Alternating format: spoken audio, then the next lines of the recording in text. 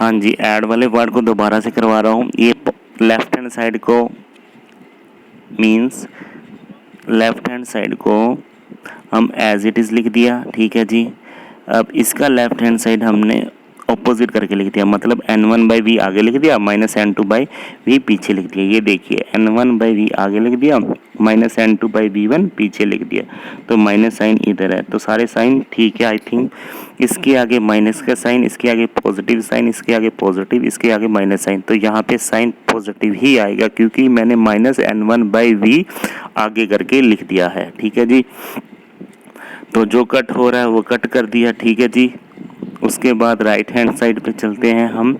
Right hand side में क्या है, n2 - n1/r1 को ऐड किया, n1 - n2/r2, ठीक है जी।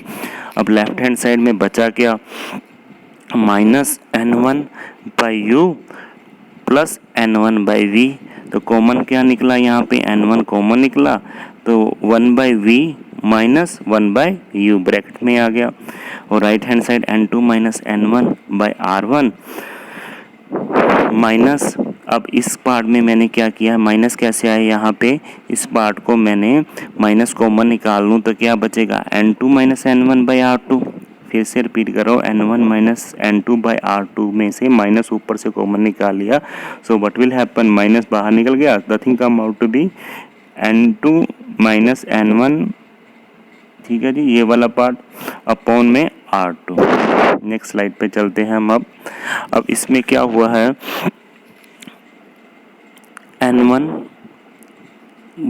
Bracket start 1/v minus 1/u, right hand side क्या आएगा, n2 - n1 कॉमन निकल आएगा। देख लीजिए पिछले वाली स्लाइड में क्या कॉमन आएगा, ये आपका ये रहा, ये दोनों में से कॉमन आ रहा है n2 - n1, तो यहाँ पे वो हमने वही कॉमन निकाल दिया है।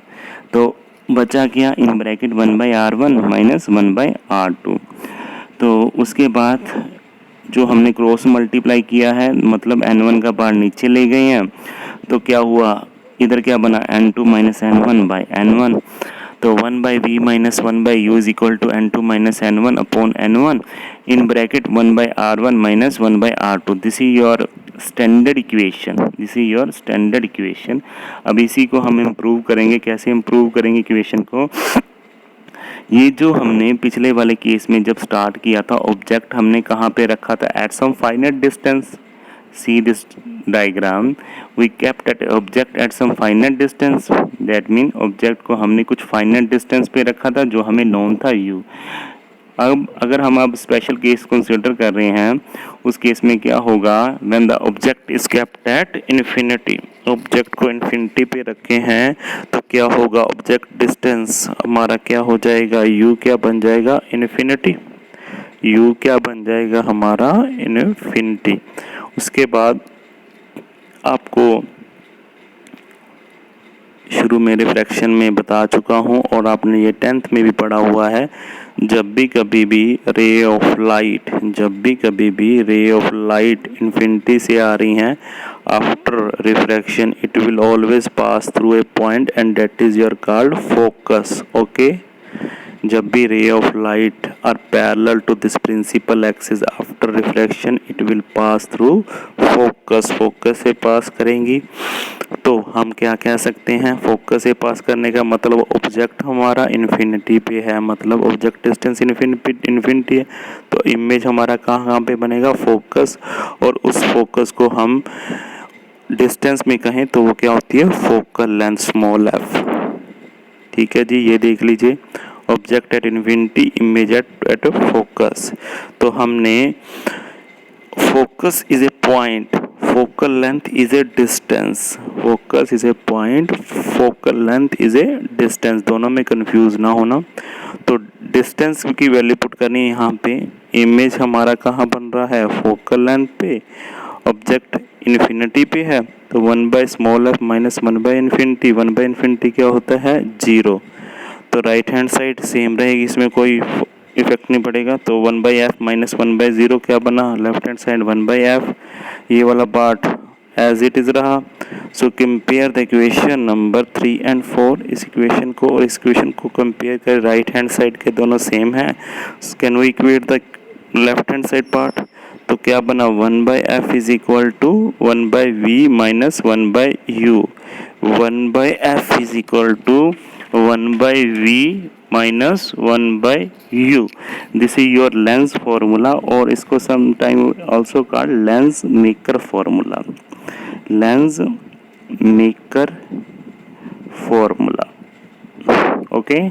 ये इंपॉर्टेंट रिलेशन है। कंपटीशन पॉइंट में सीधे क्वेश्चन पूछे जाते हैं, एफ दिया होगा वी या यू निकालो, वी दिया होगा यू या एफ निकालो। मैंने आप लोगों को एक चीज़ और बताना चाहता हूँ, जैसे मैंने यहाँ पे जब इक्वेशन 1 और 2 बनाई थी, ड्राइव की थी, किससे की थी, जो पिछले वाली इक्वेशन में, ठीक है जी। जब हम इसको लिखते हैं तो ध्यान रखना, इस लेंस के जो डिस्टेंस लेफ्ट हैंड साइड होंगे वो पॉजिटिव होंगे, और जो राइट हैंड साइड होंगे, मतलब डिस्टेंसेस का साइन कन्वेंशन जरूर लेना है, ऐसे नहीं है randomly you can take anything, ठीक है जी। So keep the sign convention in consideration. जब हम ये पार्ट नहीं करेंगे, जब हम न्यूमेरिकल करेंगे, मतलब क्या है मेरे कहने का, इस न्यूमेरिकल को जब हम करेंगे, इस न्यूमेरिकल को जब ये फॉर्मूला यूज़ करके करेंगे, v और u का डिस्टेंस लेंगे हम विद कंसीडरिंग साइन कन्वेंशन। अगर लेफ्ट हैंड साइड है तो डिस्टेंस क्या लेंगे, नेगेटिव। अगर राइट हैंड साइड क्या है, पॉजिटिव। इसमें बच्चे कई बार कंफ्यूज हो जाते हैं, मतलब ये चीज़ जो आप लोगों को कह रखी है ये ऑलरेडी डिफाइन कर रखी हैं विद साइन कन्वेंशन, क्योंकि ये सीधे फॉर्मूले यूज़ कर रखे हैं पिछले वाले लेक्चर से। तो इसमें साइन कन्वेंशन की इतनी कोई मतलब इतनी क्या बिल्कुल ज़रूरत नहीं है। बस जब हम न्यूमेरिकल करेंगे using this formula, we keep the sign convention in our mind. So whatever the thing that are on the left hand side taken as a negative, or whatever the distance that are on the right hand side is positive.